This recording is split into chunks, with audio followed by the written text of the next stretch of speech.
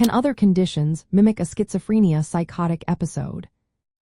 Imagine experiencing strange thoughts, hearing voices, or seeing things that aren't really there. It can be terrifying, but what if these symptoms aren't caused by schizophrenia?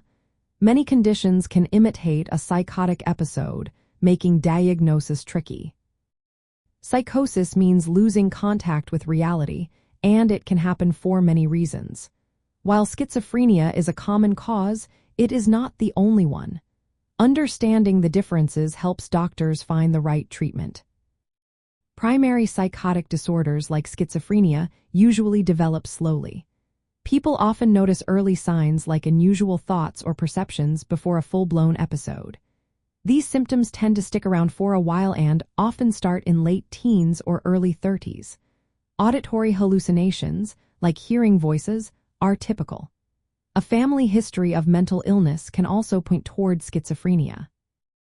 But secondary psychosis can happen suddenly and is linked to other health issues. Medical problems like brain tumors, epilepsy, or brain inflammation can cause hallucinations and delusions. These symptoms often come on quickly and may include visual or tactile hallucinations, like feeling bugs crawling on the skin. Conditions like delirium or dementia can also produce psychotic features. They usually involve confusion, disorientation, and fluctuating awareness, which are different from schizophrenia where consciousness remains clear.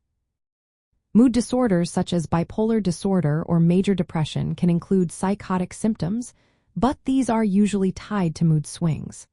For example, during a manic episode, someone might have grandiose delusions. These are mood-rated and tend to resolve when the mood stabilizes. Substance use is another common cause.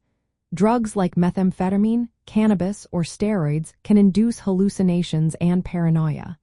When the drug wears off or the person stops using, the symptoms often fade. Substance-induced psychosis usually appears suddenly and may include visual hallucinations, which are less common in schizophrenia. Sometimes, psychosis occurs after childbirth or during extreme stress. These are called postpartum psychosis or brief psychotic disorder. They are temporary and often triggered by specific stressors. To tell the difference, doctors look at when symptoms started. A gradual onset with early warning signs suggests schizophrenia. Sudden symptoms or neurological signs point to medical causes. The type of hallucinations also matters. Auditory hallucinations are typical in schizophrenia, while visual or tactile hallucinations suggest other causes. A thorough medical exam, including brain scans and blood tests, helps identify the true cause. Family history can also give clues. For example, if there is a history of mental illness in the family, schizophrenia is more likely. When someone shows signs of psychosis, it's essential to find out what's behind it. Treating the underlying cause is key. If it's schizophrenia, antipsychotic medications are often used.